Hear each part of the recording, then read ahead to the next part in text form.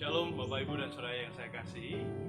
Kembali bersama dengan saya Noto Sumarto dalam program Mana Surgawi. Mantapkan imanmu, naikkan auramu. Saudaraku, hari ini kita akan belajar bersama-sama dari sebuah benda yang tidak asing. Coba lihat di belakang saya. Ini adalah bola dunia atau semacam globe yang dibuat dari besi.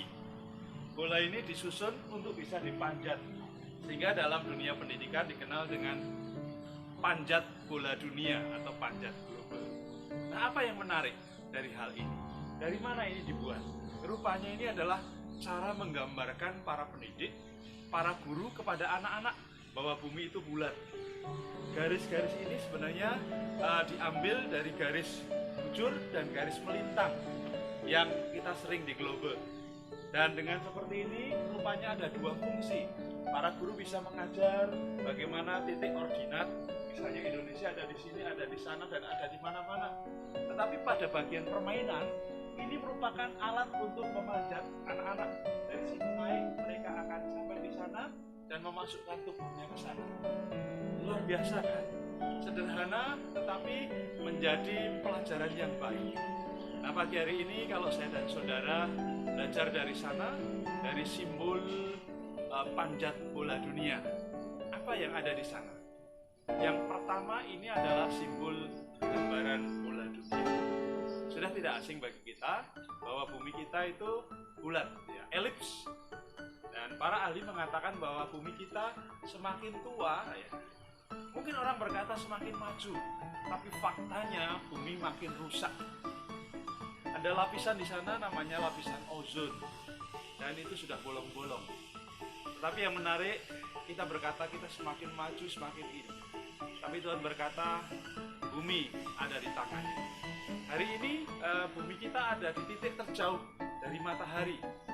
Apa konsekuensinya? Apa akibatnya? Karena pada titik ordinat yang jauh, maka hawa atau cuaca kita menjadi dingin, sering hujan.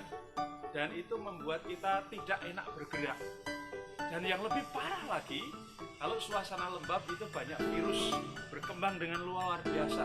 Makanya jangan kaget secara ilmu pengetahuan bahwa virus hari-hari ini, Corona, Covid, itu meningkat tinggi karena sikon seperti ini.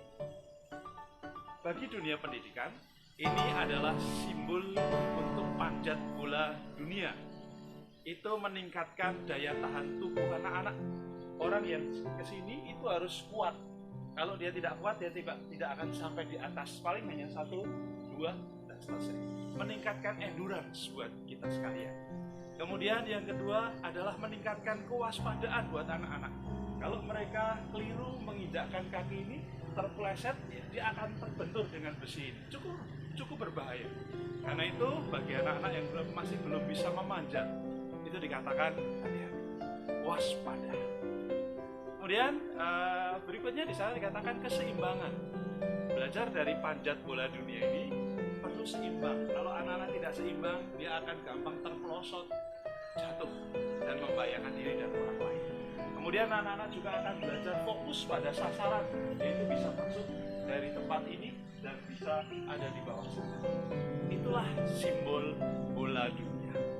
Simbol yang kedua adalah simbol gravitasi. Bola dunia ini memiliki gravitasi. Bumi kita ya memiliki gravitasi. Nah, apa sebenarnya gravitasi itu? Gravitasi adalah gaya tarik-menarik dari suatu benda yang memiliki massa dan energi. Semakin gede benda itu, massa dan energinya semakin gede. Jadi kalau saya dan saudara ada di bumi ini dan bisa beraktivitas, bisa berdiri, sebenarnya adalah gaya gravitasi bumi yang menarik kita tetap ada di sini. Terbayang nggak ketika kita bumi kita muter, kita ada di bawah dan kita nggak jatuh? Itu gaya gravitasi, gaya tarik menarik yang dimiliki bumi kita. Apa yang kita bisa rasakan di dalam kehidupan kerohanian kita? Kadang-kala kita diperhadapkan pada masalah baik dan buruk. Dan ketika kita akan mengambil yang buruk, biasanya ada yang menarik kita. Jangan lakukan itu. Nah, Tuhan melalui kuasanya, dia berbicara melalui Roh Kudus dan meneguhkan saudara.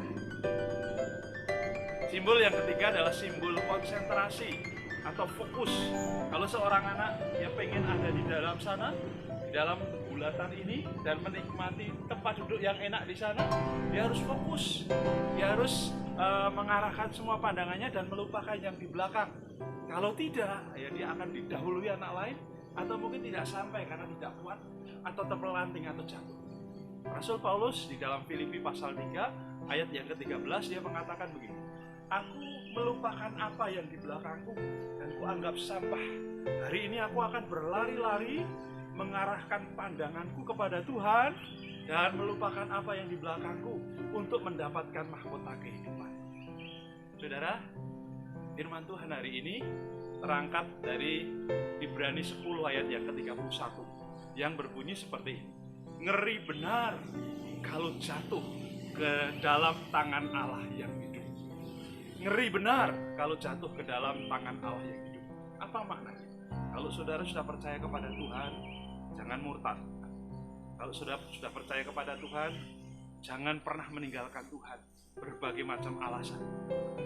Karena ketika sudah lari dari tangan Tuhan, sudah akan terhilang. Ketika sudah datang kedua kali, ngeri benar kalau Tuhan sudah membuka tangannya dan sudah dilipat begitu, dan hancurlah kita kembali menjadi debu tanah. Maka pelajaran hari ini, kata ngeri, wah hancur benar. Nah, penulis Ibrani ini mengatakan ngeri, hancur benar kalau saudara jatuh ke dalam tangan Tuhan. Allah yang hidup itu, dia akan hancurkan dan saudara sedikit sampai ke titik nol, dan akhirnya seperti pengalaman para pejuang-pejuang iman, mereka harus dinulkan dulu sampai titik tidak bisa apa-apa dan Allah mengangkatnya. Kiranya hari ini belajar dari bola dunia, panjat bola dunia ini, kita bisa belajar tentang simbol bumi kita, globe. Kita bisa belajar tentang simbol gravitasi, dan kita bisa belajar tentang konsentrasi. Melupakan apa yang di belakang kita, mengarahkan apa yang ke depan, dan berlari-lari mencapai tujuan surga. Terima kasih. Saya Noto Sumarto dalam program Mana Surgawi. Mantapkan imanmu, naikkan auramu. Tuhan memberkati.